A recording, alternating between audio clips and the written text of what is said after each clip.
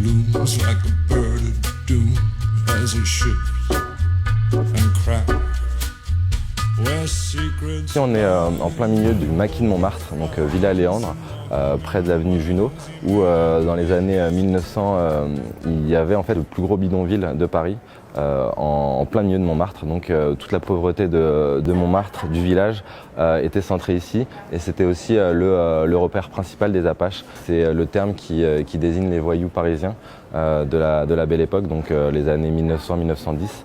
Dans les Apaches, après, il y a des bandes par quartier qui sévissent, qui ont chacun leur spécialité. Il y avait une vingtaine de gangs sur Paris. Par exemple, il y avait les Loups de la Butte pour Montmartre, il y avait les Monts-en-l'Air des Batignolles, les Gars de Charonne, les Costauds de la Villette, les Tatoués d'Ivry, les Mohicans de Montparts, et chacun avait un peu sa spécialité. Donc par exemple, les Monts-en-l'Air c'était les cambrioleurs, les Marlous de Belleville c'était les proxénètes, les Loups de la Butte c'était les rôdeurs.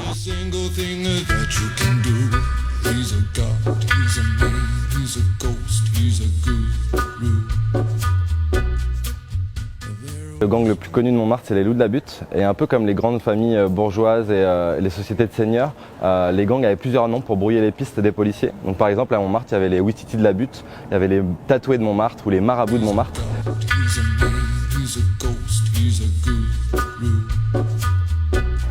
Dans les années 1900, l'alcoolisme devient un fléau, notamment à cause de la production massive d'alcool peu coûteux, à base de betteraves ou de pommes de terre. Et Paris a la plus grande propension de débits de boissons au monde, avec 11 débits de boissons pour 1000 habitants.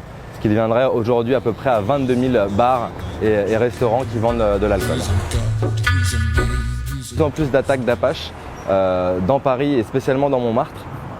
Et les Apaches avaient des techniques particulières pour agresser leurs victimes, notamment le coup du père François, où en fait qui se préparait à deux. Il y en a un qui faisait diversion sur la victime en lui demandant l'heure ou une cigarette, et le deuxième arrivait par derrière avec un foulard pour l'étrangler. Et le premier n'avait plus qu'à prendre son portefeuille et partir en courant.